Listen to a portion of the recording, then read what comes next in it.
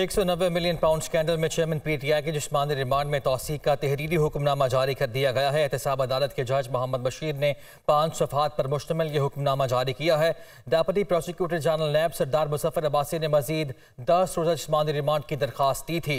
तफसीलात जान लेते हैं। रिजवान काजी इस्लामाबाद से हमारे साथ मौजूद है। रिजवान, आगाह कीजिए।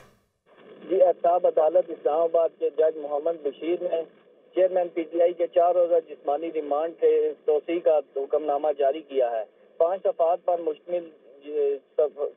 मुश्तमिल तहरीरी हुक्मनामा में अदालत का कहना है कि डिप्टी प्रोसिक्यूटर जनरल नैब सरदार मुजफ्फर अब्बासी ने मजीद 10 रोज़ा जिस्मानी रिमांड की दरख्वास्त दी।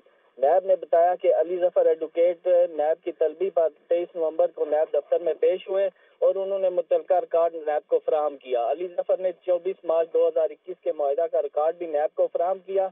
कौमी खजाने को मुंतकिल होने वाली रकम से मुतल्लक तफ्तीश करना है। तफ्तीश को मुकम्मल करके केस को हतमी नतीजे तक पहुँचाने में मजीद रिमांड दरकार है।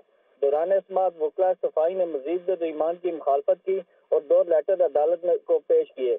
एक लेटर 6 नवंबर 2019 का था जो मशरक बैंक से जो रकम ट्रांसफर हुई उससे मुतल्लक है, जबकि वकला का ये भी कहना था कि चेयरमैन पीटीआई का रकम की मुंतकिली से और 240 कनाल अराजी की मुंतकिली से कोई सरोकार नहीं है। चेयरमैन पीटीआई के 2 कैंसर अस्पताल बनवाए, तीसरा अस्पताल कराची में बन रहा है। नायब हुकाम ने कहा कि अली जफर की जानब से फराहम किए गए रिकॉर्ड की जांच पड़ताल के लिए मजीद रिमांड की जरूरत है। अदालत ने नायब हुकाम की इस्तदा मंजूर करते हुए ये कहा कि 10 के बजाय 4 रोज़ा जिस्मानी रिमांड देते हैं और इस 4 रोज में तफ्तीश बाकायदा इसका हुक्मनामा भी जारी कर दिया गया है। शुक्रिया आपका रिजवान।